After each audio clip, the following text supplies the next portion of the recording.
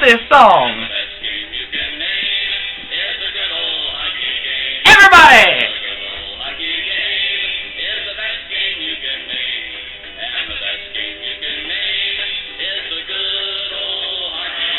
Yeah! Howdy, y'all, from Nashville! I'm sorry you had to witness that. Folks, send in your entries. Please. Just to remind you, there is just over 1 month left in the competition. If you haven't started, I suggest you fire up your video editing software. If you want to know what I'm talking about, I'm having a competition for my theme song for these videos. I'm too tired to put a link in the sidebar, so I'll just put it in an annotation. Alright, I meant to make this video for a while, but my computer was on the fritz, and then I got sick, and then I made up another excuse, and then I started filming this video. Anyways, lots to talk about, including the Leafs signings, a trade, the matchup from the regular season I most want to see, and even a possible change to the Leafs logo. What? Let's go! Let's start off with the Leafs signings. The Leafs signed Daryl Boyce to a 2-year contract, Alex Foster to a 1-year contract, and Andre DeVoe to a 1-year contract. I like the signing of Andre DeVoe. Before we acquired Colton Orr, he and Luke Schenn seemed to be the only 2 people on the Leafs willing to drop the mitts. Daryl Boyce and Alex Foster are decent Marlies, and this is more of Burke delivering on his promises. He promised that there would be competition for jobs, and with people like this in the AHL ready to step up and take spots away from people who aren't producing, this is a way to push everyone to be better. On to Caberlet news.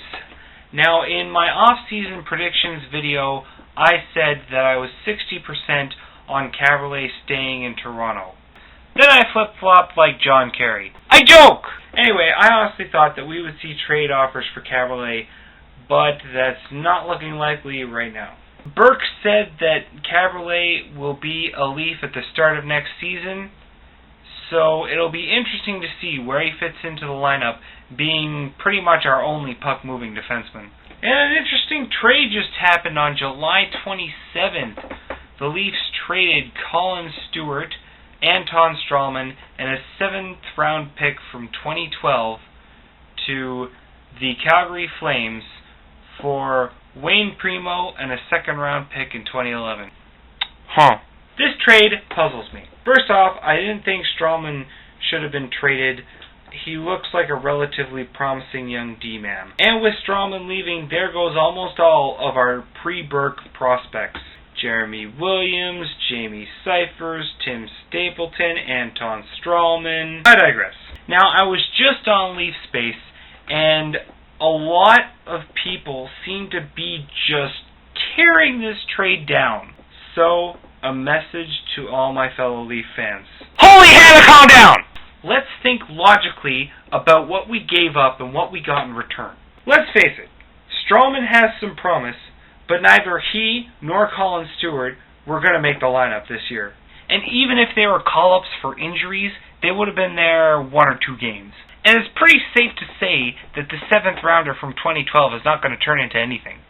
So we gave up a couple of young guys who are good AHLers for a guy who's probably never going to see ice time and a potentially good 2nd-round pick from 2011. Now don't get me wrong, I didn't want to see Strawman go, but this trade is not going to break the Leafs. On to a little front office news. Dave Poulin has been hired as Vice President of Hockey Operations.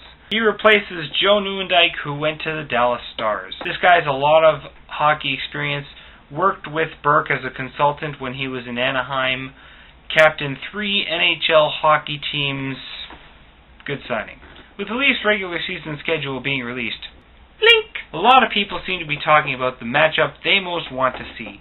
So I thought I'd throw my hat into the ring. Now I'll start off with my second most anticipated matchup. My second most anticipated matchup will happen on Saturday, November 14th at 7 p.m.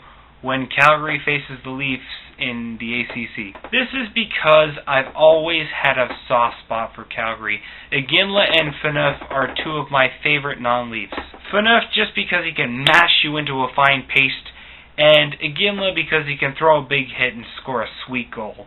I want to see how the Leafs' new, bigger, more physical defense matches up against Calgary's very physical style of play.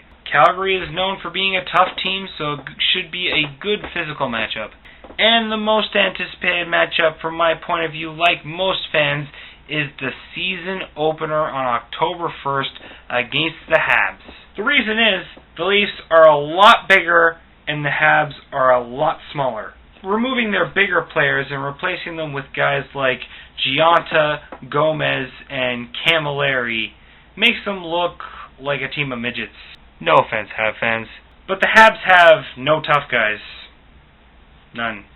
Now, I was kind of worried about the skill they added until I reminded myself that Gomez has been mediocre since he left New Jersey, and the Habs let go of Koivu, Kovalev, Tanguay, Higgins, Komisarek, and a load of others. The result? The Leafs will crush the Habs physically, and that will translate into a beating on the scoreboard. Now, I'm predicting a playoff-less year in Montreal, and as for who will win and lose, the two-man race between Bob Gainey and Brian Murray over who will be fired first will be... And they're coming around the bend. Brian Murray has a slight lead down the stretch, but Bob Gainey's coming up fast on the inside. This one's going to be right down to the wire, folks. It's Bob Gainey! Bios! That's right. When Montreal realizes how bad their team is, they will scream for blood. Gainey will be gone mid-season, and Brian Murray will go not long after. Moving on. Now, there has been some talk among Leaf fans recently about changing our beloved Leafs logo. The idea is that the logo on the third jersey looks better, and personally, I don't disagree. I like the third jersey. We used to wear that logo in the playoffs in the early 2000s, and whenever I play NHL 09, I always choose that jersey to wear when I play as the Leafs. The current Leafs logo, in my opinion, is just too geometric and blocky. It's kind of boring. The third jersey's logo is a jagged leaf. It's just more interesting and better looking, in my opinion. And if you're superstitious, the third jersey's logo is the one that closest resembles the logo in which we won 11 cups.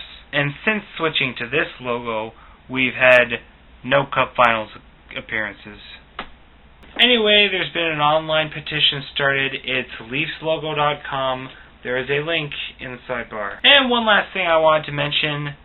I just wanted to share with you one of my more radical ideas about the NHL. Some of you may disagree, some of you may not, but I just wanted to share this. Now, with all the talk of relocating and a possible expansion, I started thinking, what would make the NHL better? And I came upon this solution. What's the main problem with the league today? The league's talent really seems watered down, which is why I think the league should be cut down to 25 teams. Now, hear me out before you jump all over me. Remove the 5 least profitable teams that have not proven they can be successful in the NHL. The New York Islanders do not count. Just because Charles Lang is crazy, that doesn't mean that they can't be successful. They have been in the past.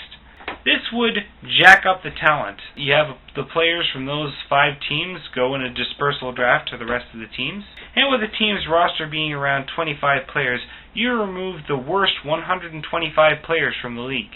This could bring back days of the 26-team league, which were great, really exciting, really physical games that we haven't seen in a long time. This would also remove the have-not teams draining league revenue. It's pretty clear that no one is interested in hockey in Florida. Phoenix has been wasting money for years out there in the desert, and Nashville's more interested in rodeo than it is in ice and skates.